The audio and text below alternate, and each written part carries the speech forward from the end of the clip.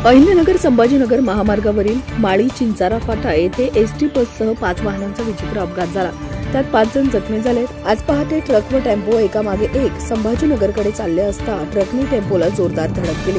त्याच दरम्यान जवळून जात असलेल्या मारुती स्विफ्ट कारवरही ट्रक आदळल्याने कारचे मोठे नुकसान झाले। त्यानंतर सकाळी 10 वाजता पुन्हा नेवासा डेपोची बस नगरहून नेवाशाकडे जात असताना पाठीमागून येणाऱ्या आयशर टेम्पोने एसटी बसला पाठीमागून जोराची धडक दिली।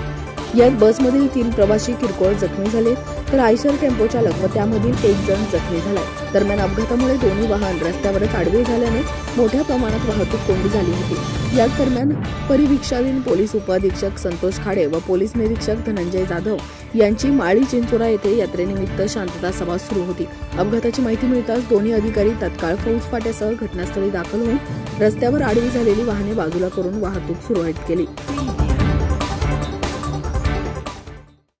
छत्रपती संभाजीनगर अहिल्यानगर महामार्गावरती माळी चिंचोरा फाटा या ठिकाणी रात्रीपासून जवळपास 2 अपघात झालेले आहेत।